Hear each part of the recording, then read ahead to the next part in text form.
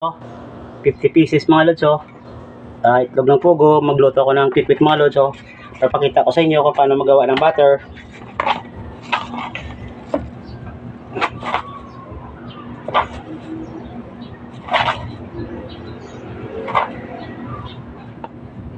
Ito po, 1 cup flour, saka ito isang sasing magisarap po, 8 grams. Tapos ito yung food color, orange flavor.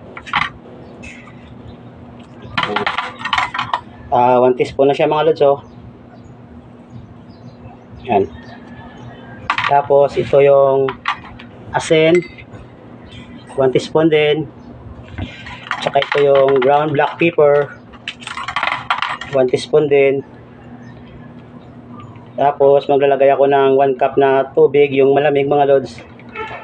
1 teaspoon din, wala ko tubig sa ref.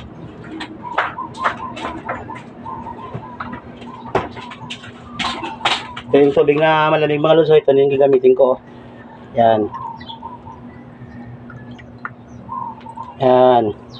Sabay mix ko na siya mga lods, ipapakita ko sa inyo, yan na malabas na yung kulay orange mga lods, di ba? Yan. Tapos ito mga lods, yung itlog ng pugo, i-dredge ko pa sa flour lang lahat na tuyo, tapos dredge ko dito sa ginawa kong butter bago ko siya prito.